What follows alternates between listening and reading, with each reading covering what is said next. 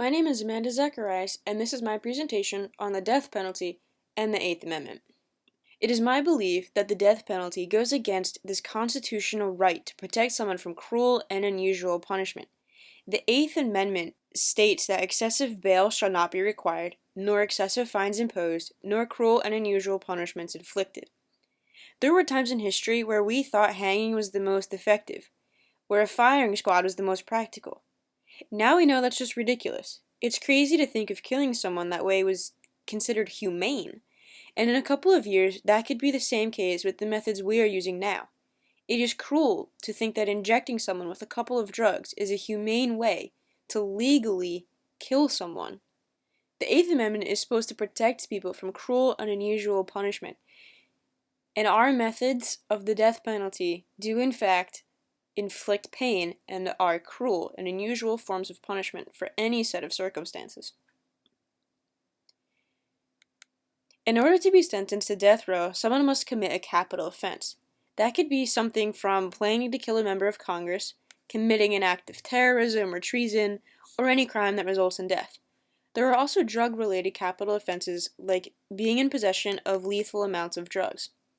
It is said that the goal of punishment is to be used as a deterrent, meaning make the punishment seem so bad that no one would ever dare commit the crime. But then that brings the question of, why are people still committing capital offenses? I think that's because dying is the scary part. Yeah, you'll die, but if someone is committing that type of crime, how much do they really have to live for? Maybe they have reached peace with their crime and welcome death because it will end their suffering. I think sentencing someone to life sentence is far scarier than a death sentence.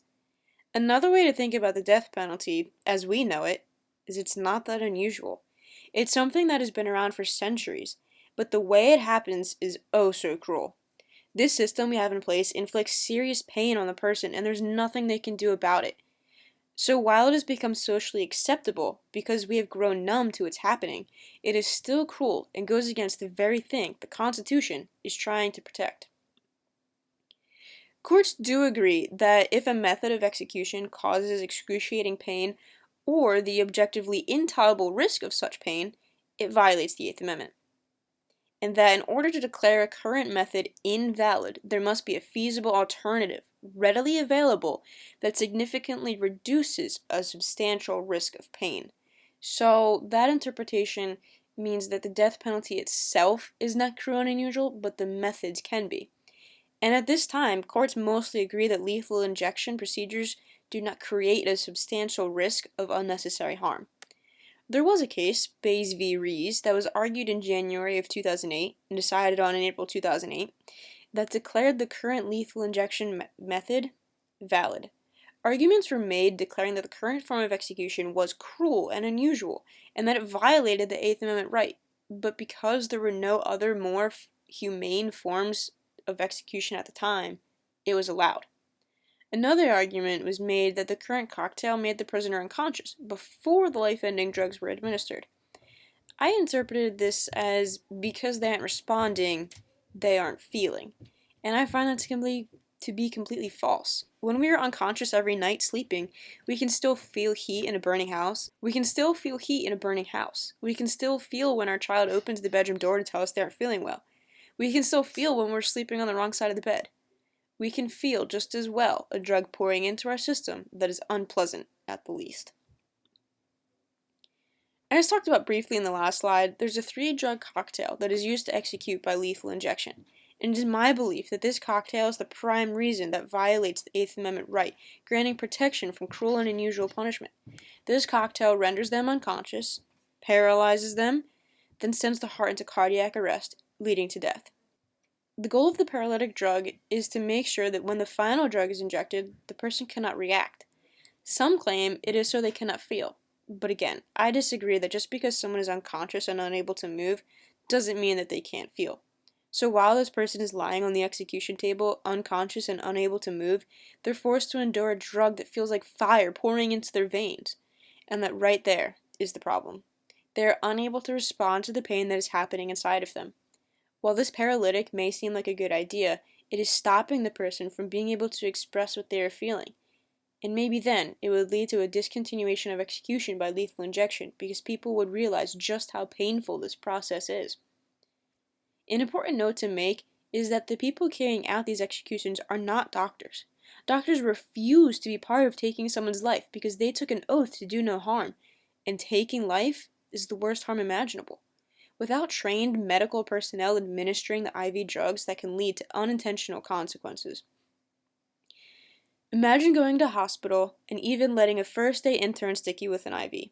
It might take them a couple of tries to get a vein, and they've had practice. Now try having someone with absolutely no professional medical training stick you and hope that they get it right. And if they miss the vein and end up injecting the drugs into skin tissue rather than the bloodstream, that can cause adverse reactions and lead to the drugs not working at all.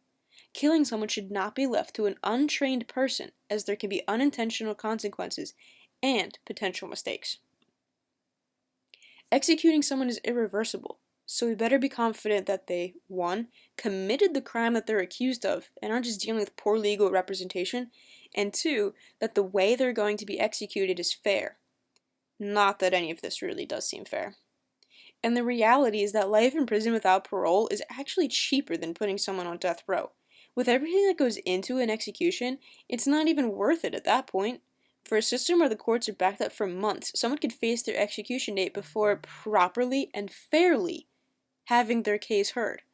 Someone that's in prison for life without parole is estimated to have about $45,000 cost per year, while someone on death row faces $85,000 per year. And if the courts stick to this decision that we can pick and choose who lives and dies, then they should know it was made known in the Bays v. Rees case that a one-drug protocol is available, but there's no proper testing to get it approved. This one drug could eliminate the need for a paralytic agent and remove the need for a drug that makes it feel like fire burning from the inside out. I think it's important to note that there are other options here. You could have life in prison without parole, or proper testing to find other methods. That being said, I firmly believe that the death penalty violates someone's constitutional right to be protected from cruel and unusual punishment.